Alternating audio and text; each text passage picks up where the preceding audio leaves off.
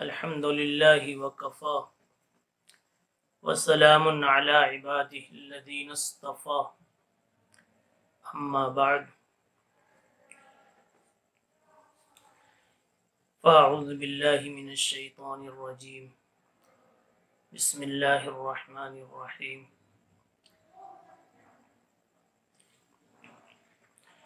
وهو الغفور الودود ذو العرش المجيد فعال لما يريد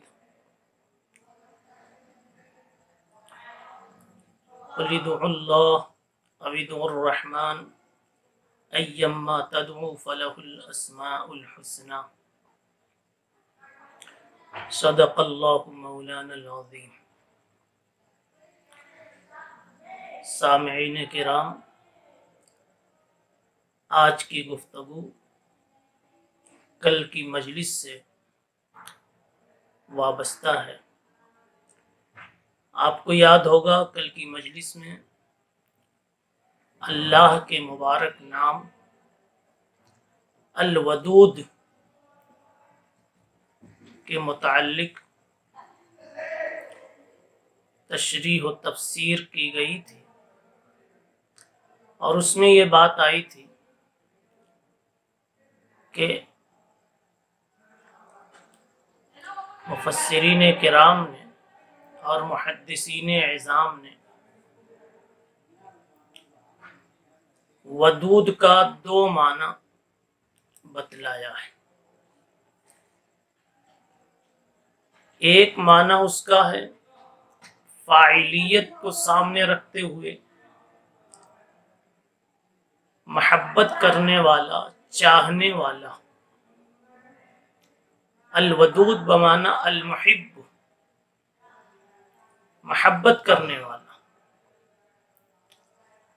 دوسرا اس کا معنی ہے الودود بمعنی المحبوب،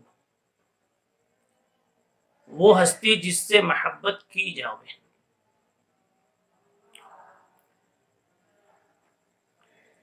یہ ایک حقیقت ہے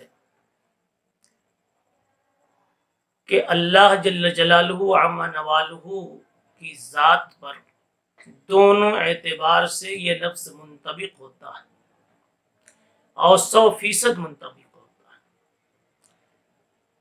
کل پہلے معنی کے اعتبار سے، یعنی اس اعتبار سے کہ اللہ خود بندوں کا اور اپنی مخلوقات کا محب اور عاشق ہے، محبت کرنے والا ہے، کل گفتگو کی گئی تھی کہ اس کے عشق کا ہی یہ نتیجہ ہے اور اپنی مخلوق سے محبت ہی کا یہ نتیجہ ہے کہ ایک مخلوق دوسری مخلوق پر، ایک بندہ دوسرے بندے پر اگر کبھی شفقت کا اور محبت کا معاملہ کرتا ہے تو اللہ تعالی شفقت کرنے والے بندے کو بلا حساب جنت عطا فرما دیتے ہیں۔ اس ایک عمل کی برکت سے اللہ تعالیٰ اس کی پوری زندگی کے گناہوں کو معاف فرما دیتے ہیں۔ مثلا کسی دکھی شخص کو سکھ پہنچانے پر اس نے کوئی قدم اٹھایا، کسی زخمی انسان کے زخم پر مرہم رکھ دیا، کسی تڑپتے ہوئے کی بے چینی کو دور کر دیا، اس قسم کی خدمات پر اللہ تعالیٰ اتنا خوش ہوتے ہیں کہ بڑی بڑی تسبیحات، عبادات پر کبھی اتنا خوش نہیں ہوتے۔ اور اسی لیے کسی صاحب معرفت نے یہ بات کہی کہ طریقت بجز خدمت خلق نیست، بتسبیح سجاد و دلق نیست، طریقت بجز خدمت خلق نیست۔ اللہ کو اگر پانا ہے اور اللہ تک اگر پہنچنا ہے تو خدمت خلق کے بغیر اللہ تک پہنچنا بہت مشکل ہے۔ طریقت بجز خدمت خلق نیست، بتسبیح سجاد و دلق نیست۔ صرف مصلی بچھانے سے تسبیح کے دانے گھمانے سے اور اس کے منشا اور مراد کو اور مقتضا کو نہ سمجھنے سے، صرف اپنا وظیفہ پورا کرنے سے خدا نہیں ملتا۔ ان تسبیحات کا مقصد آخر یہی تو تھا کہ تسبیح پڑھتے پڑھتے عبادات سے، تلاوتوں سے اتنا گہرا تعلق اللہ سے ہو جاوے کہ اللہ جب جو چاہے وہ کرنے کے لیے ہم تیار ہو جائیں، جب وہ چاہے اس کے بندوں کی خدمت میں لگ جاویں۔ اس لیے کہ حق تعالی شانہ اپنی مرضیات پر بندے کو چلتا ہوا جتنا دیکھتے ہیں، اتنی زیادہ حق تعالی شانہ کی رضا بندے کے لیے مقدر ہوتی ہے۔ تو پہلا جزء اور پہلا معنی یہ تھا کہ اللہ تعالیٰ ودود ہے، یعنی بندوں سے خود بہت پیار کرتے ہیں۔ شیخ الاسلام مفتی تقی عثمانی صاحب رحمۃ اللہ علیہ نے اپنے بیان میں فرمایا کہ ایک مرتبہ اللہ تعالیٰ نے حضرت نوح علیہ السلام سے کہا، نوح تمہاری قوم تو ڈوب گئی نا، اب تو کچھ کام نہیں ہے، ذرا مٹی کے کھلونے بناؤ بیٹھے۔ نوح علیہ السلام نے مٹی کے کھلونے بنائے، دھوپ میں ڈال دیا، سوکھ گئے۔ جب بن گئے، سوکھ گئے، تو اللہ تعالیٰ نے دوسرا حکم کیا، اے نوح ان کھلونوں کو توڑ دو۔ تو نوح علیہ السلام اللہ کی طرف دیکھ کر کہنے لگے، اللہ اتنی محنت سے میں نے ان کھلونوں کو بنایا ہے اور آپ بناتے ہی کہہ رہے ہیں ان کو توڑ دو، میں نے بڑی محنت سے بنایا۔ اللہ تعالیٰ نے کہا، نوح تم نے تھوڑی سی محنت لگا دی کھلونے کے پیچھے، جبکہ مٹیریل تو سب میرا تھا، صرف تمہارے ہاتھ تھوڑے لگ گئے اور میں کہہ رہا ہوں کھلونوں کو توڑ دو، تو تمہارے دل پہ بھاری گزر رہا ہے، تمہاری محبت آڑے آ رہی ہے، تمہیں تکلیف ہو رہی ہے۔ تو سوچو جس وقت تم نے اپنی قوم کے خلاف ہاتھ اٹھا دیا تھا اور بربادی کی بد دعا کر ڈالی تھی، رب لا تذر علی الارض من الکافرین دیارا، کہ اللہ روئے زمین پر اب کسی کافر کو بھی چلتا نہ چھوڑنا، اور تمہاری اس بد دعا کے نتیجے میں سب کو ڈبا دیا گیا، بتاؤ اس وقت مجھ کو کیسا لگا ہوگا؟ جبکہ کھلونا تم نے بنایا تو تمہیں توڑنے میں تردد ہو رہا ہے، تکلیف ہو رہی ہے، تو آخر ان کو بھی تو میں نے بنایا تھا۔ یہ ہے اللہ کی شان ودود کہ بندوں سے اللہ کو کتنا پیار ہے، کہ باوجود کہ یہ مستحق تھے کہ ڈبو دیے جائیں، غرق کر دیے جائیں، اور اسی لیے ان کے ساتھ ایسا ہوا، مگر پھر بھی اللہ نے اپنا احساس محبت ظاہر کیا نوح علیہ السلام کے ساتھ۔ اب ہم ودود کا دوسرا معنی تھوڑا ظاہر کرنا چاہتے ہیں اور جاننا چاہتے ہیں۔ ودود بمعنی محبوب، وہ ہستی جس سے ہر کوئی پیار کرے۔ غور کیا جاوے کہ سب سے بڑی ہستی وہ کون ہے جس سے ہر کوئی پیار کرتا ہے؟ آپ کسی کو بھی اٹھائیں گے تو لگے گا کہ اس سے بعض کو پیار ہے، محبت ہے، اور بعض کو محبت نہیں ہے۔ مثلاً آپ اپنے ہی کو لے لیجیے، آپ کے چاہنے والے چند لوگ ہیں اور بڑی تعداد میں لوگ نہیں ہیں۔ آپ اگر باپ ہیں تو سارے بیٹے بھی آپ کو محبت کی نگاہ سے نہیں دیکھتے۔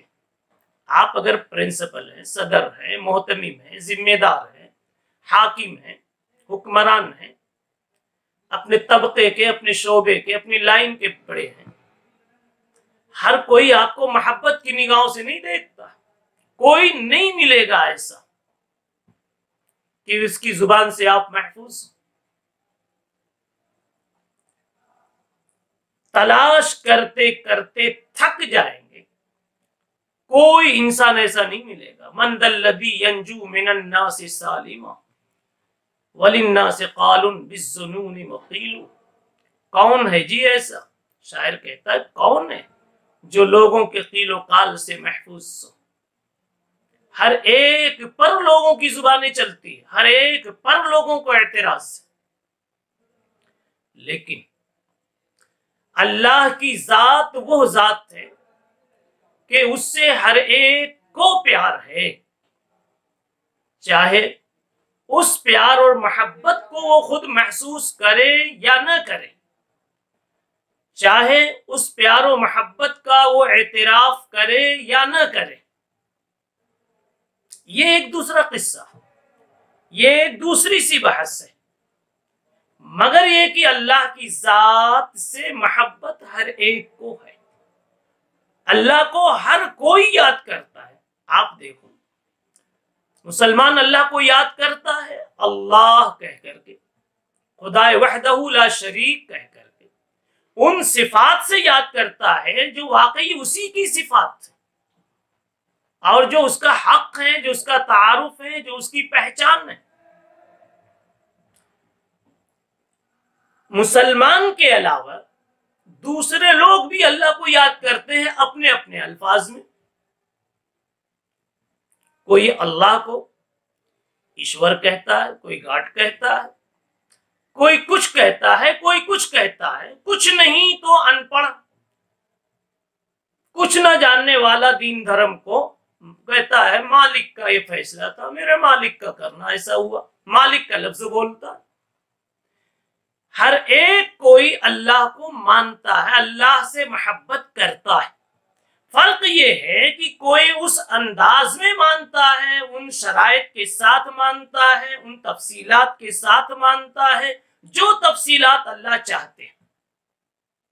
مکہ کے مشرکین بھی مانتے تھے اللہ کو، لیکن مکے کے مشرکین شرک ملا کر، شرک جوڑ کر دوسروں کی شرکت کے ساتھ مانتے تھے۔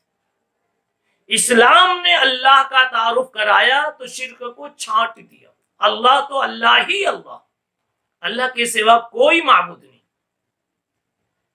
لیکن فی الجملہ کسی نہ کسی درجے میں، کسی نہ کسی طریقے سے اللہ کو ہر کوئی مانتا ہے، لیکن صحیح ماننے کا حق تو یقیناً اسلام والوں ہی نے ادا کیا ہے، کلمے والوں ہی نے ادا کیا، دوسروں کو اللہ کا حق ادا کرنا نہیں آیا، اللہ کے حقوق کا جاننا نہیں آیا تو ادا کرنا کیسے آئے گا؟ اہل اسلام میں، کلمے والوں میں ایسے ایسے اللہ کے دیوانے وجود میں آئے کہ ایک اللہ کے کہنے پر اپنی سینکڑوں خواہشات کو قربان کر دیا۔ جن جن چیزوں میں انسان دیوانہ تھا، اور ظاہر سی بات ہے کہ جس میں دیوانہ ہو ان کا چھوڑنا سب کے لیے مشکل۔ مال کا حریص، مال میں 70 خیانتیں کرنا اپنے لیے آسان سمجھتا ہے، لیکن 70 پیسہ چھوڑ دینا اس کے لیے بہت مشکل ہے، اس لیے کہ مال کا حریص اور دیوانہ بن چکا ہے۔ جوانی کا دیوانہ، اگر اس کی کسی سے آنکھ لڑ چکی ہے، کسی سے اس کا معاشقہ ہو گیا ہے، کسی سے اس کی اپنی غیر شرعی گفتگو شروع ہو چکی ہے، اس غیر شرعی زندگی کے پیچھے، اس عیاشی کے پیچھے، اس جوانی کے نشے کے پیچھے وہ سب کچھ بھول جاتا ہے، ماں باپ کی عزت بھول جاتا ہے، خاندان کی عزت بھول جاتا ہے، دولت کا خزانے کا نقصان بھول جاتا ہے، اپنے اوپر آنے والی مصیبت کو بھول جاتا ہے، وہ چھوڑنا اس کے لیے بہت مشکل ہے۔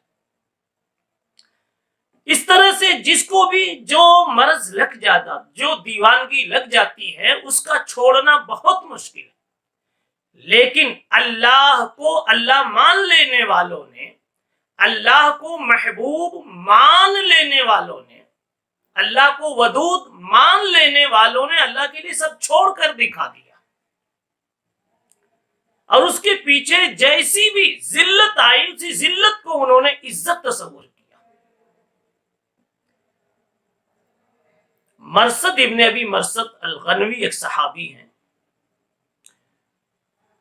جاہلیت میں ایک خاتون سے ان کا معاشقہ چل رہا تھا، ناجائز تعلق تھا۔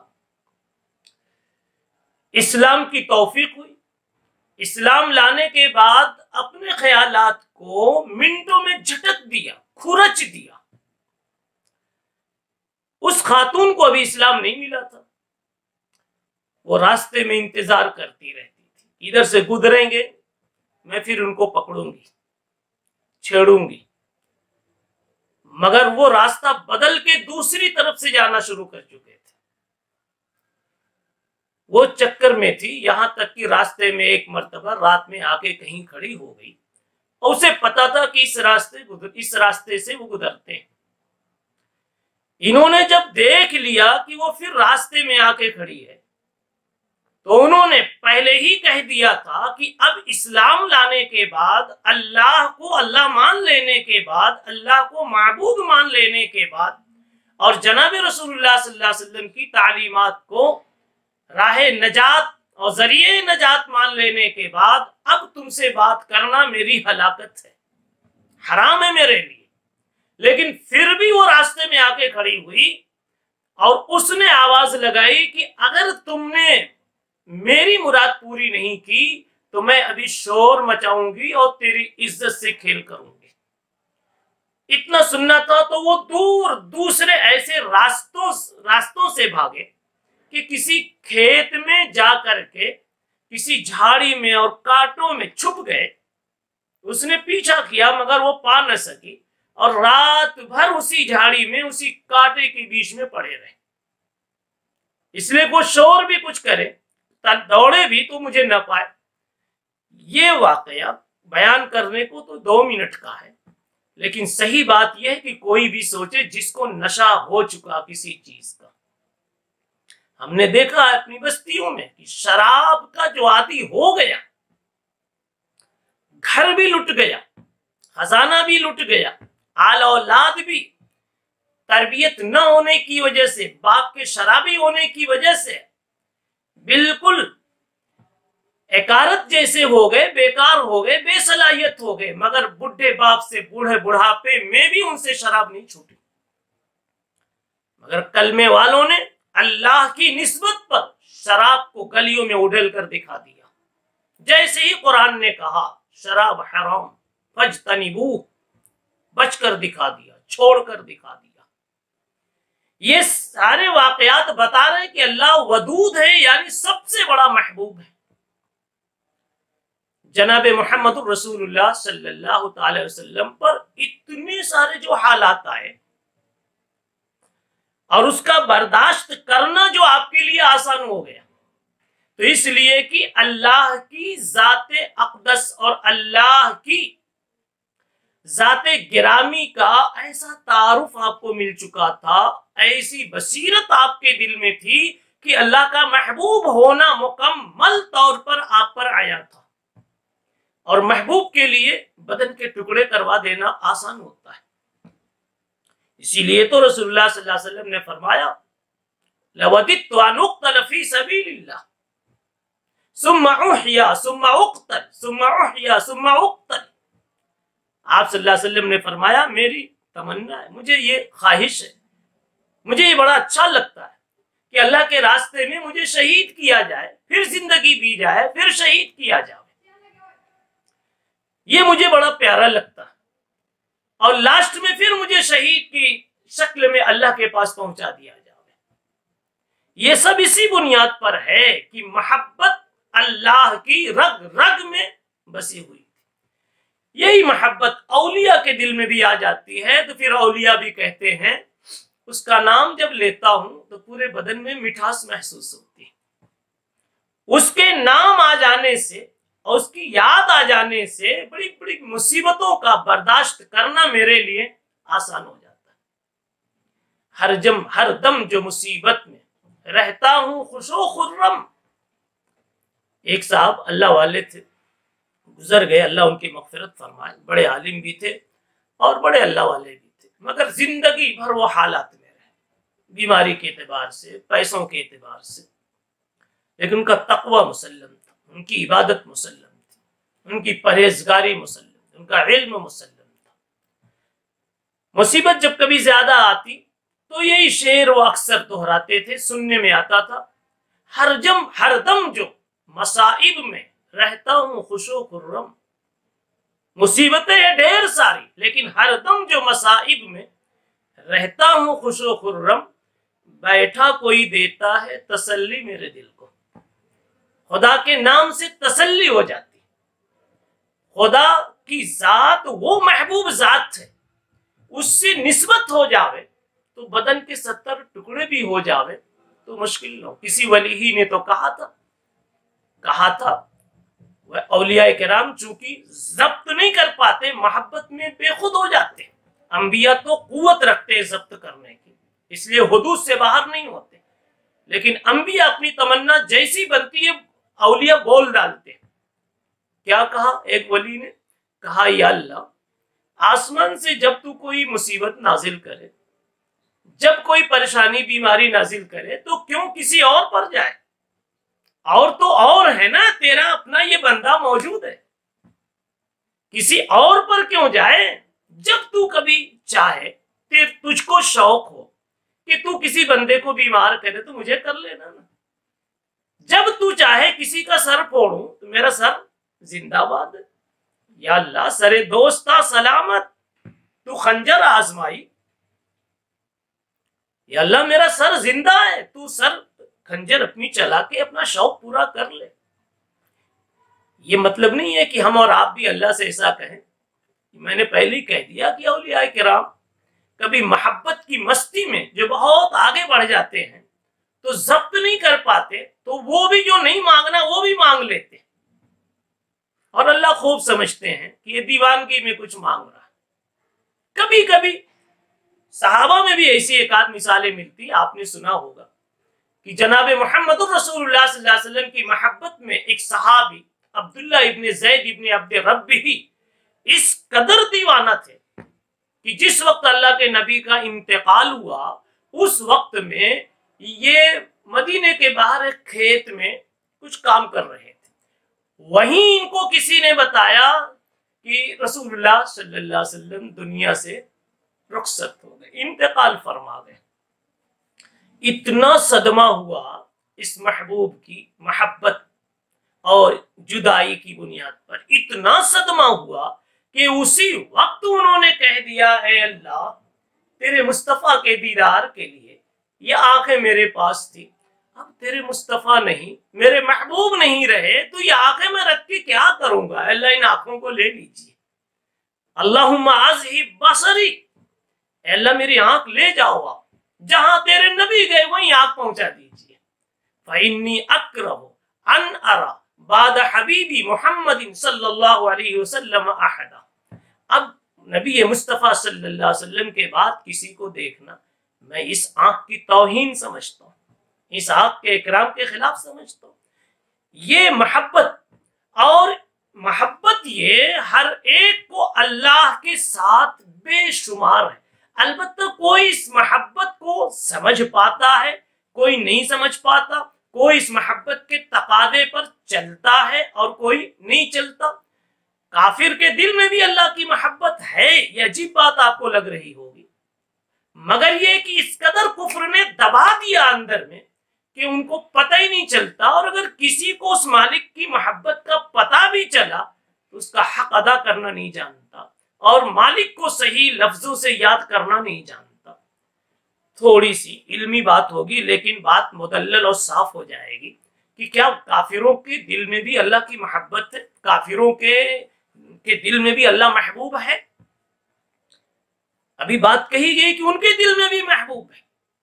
قرآن مجید سے پوچھئے، قرآن مجید کہتا ہے قیامت کے دن ایمان والوں کو تو اللہ کا دیدار ہوگا، یہ انعام ہوگا اس لیے دیدار ہوگا، یہ نعمت ہوگی اس لیے اللہ کا دیدار ہوگا، اللہ کا چہرہ، اللہ کا مکھڑا دکھایا جائے گا، اللہ کی زیارت ہوگی، کلمے والے زیارت کریں گے، اور یہی سب سے بڑا انعام ہوگا۔ کافروں کے تعلق سے اللہ تعالیٰ نے فرمایا کلا انہم عن ربہم لمحجوبون، کلا انہم عن ربہم لمحجوبون.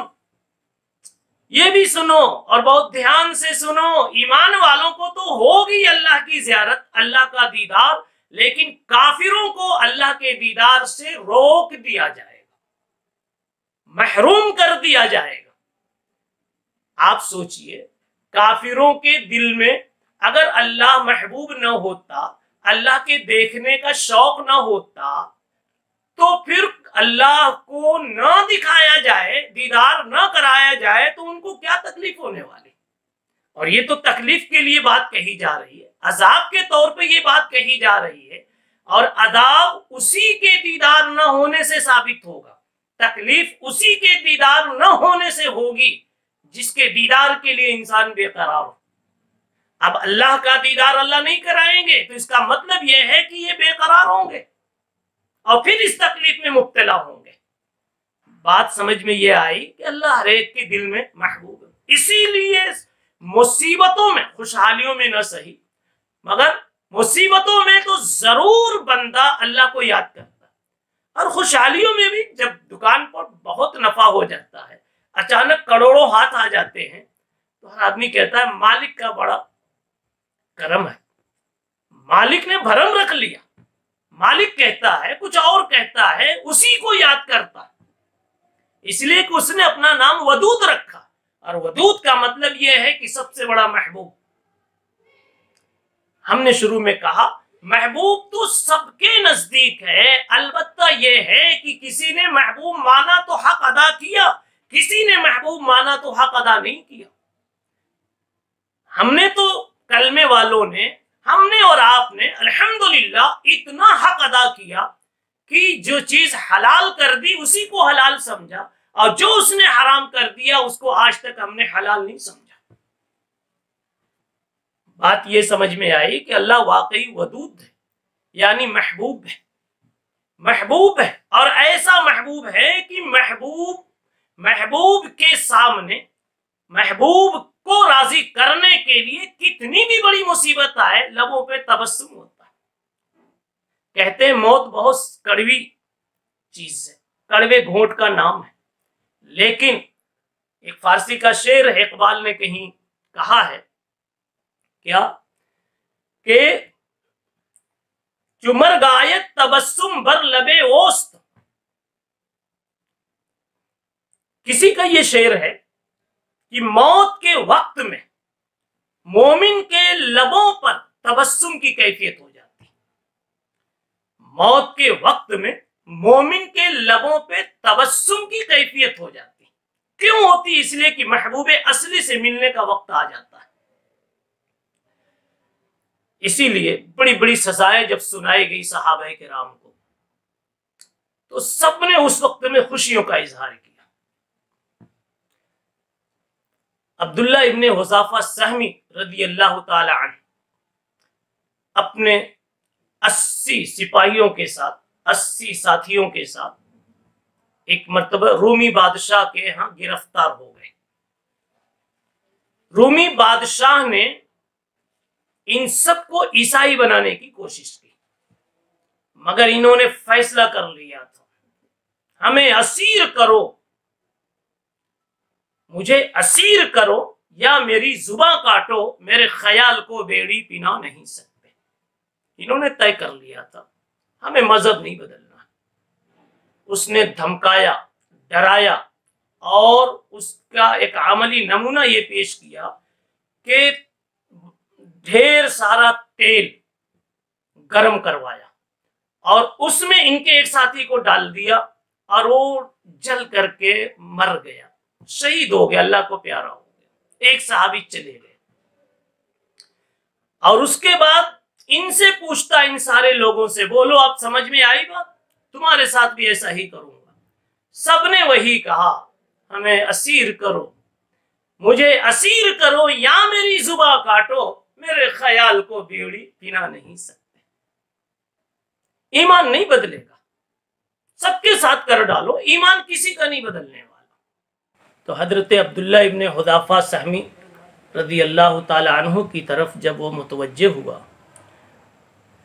عیسائی بادشاہ، تو انہوں نے کہا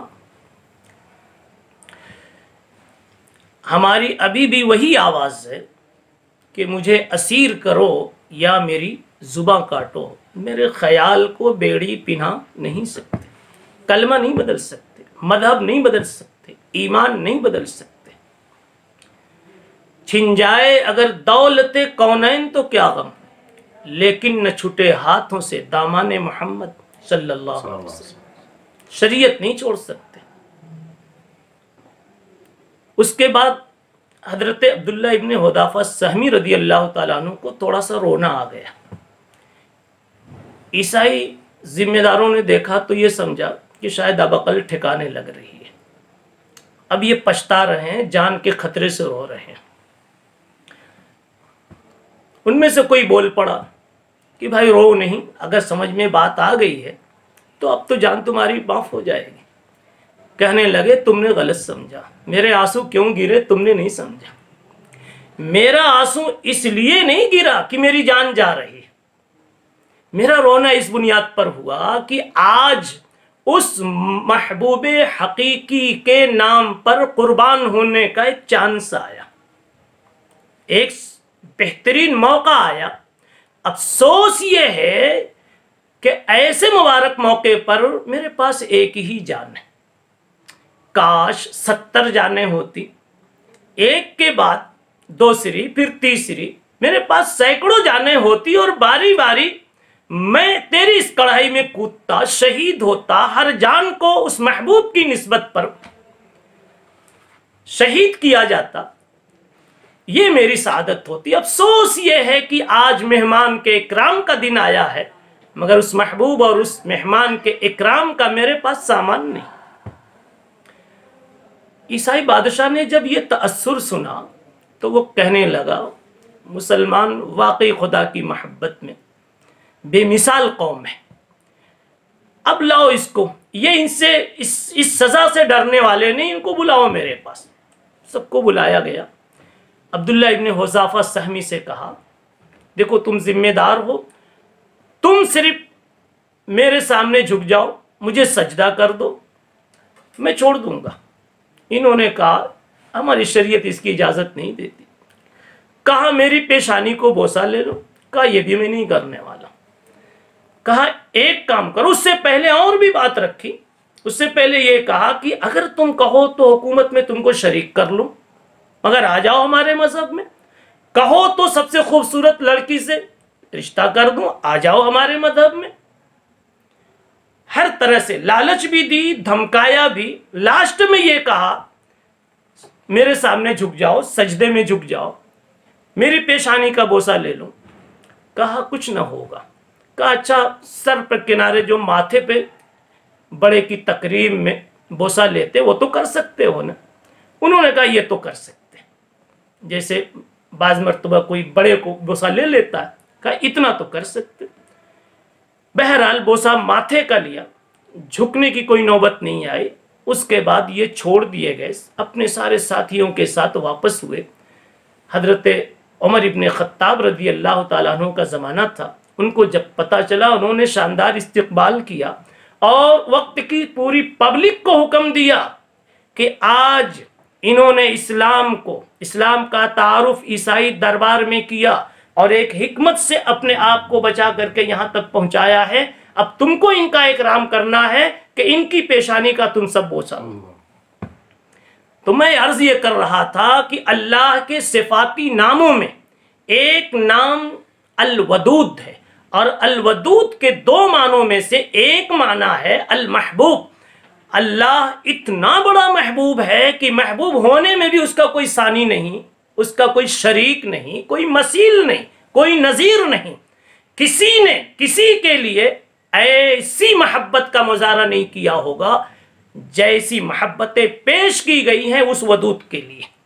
یہ چند نمونے آپ حضرات کے سامنے پیش کیے گئے کہ اللہ واقعی ودود ہے، ہر کوئی اسے مانتا، ہر کوئی اپنے دل میں خدا کو محبوب رکھتا ہے، کوئی محبوب رکھنے کے بعد اقرار کرتا ہے، تقاضے پہ چلتا ہے، اور کوئی اقرار بھی نہیں کرتا، تقاضے پہ بھی نہیں چلتا۔ اب کچھ تو ایسے بے شعور ہوتے ہیں خدا کی محبوبیت اندر میں ہوتی ہے لیکن احساس نہیں ہوتا۔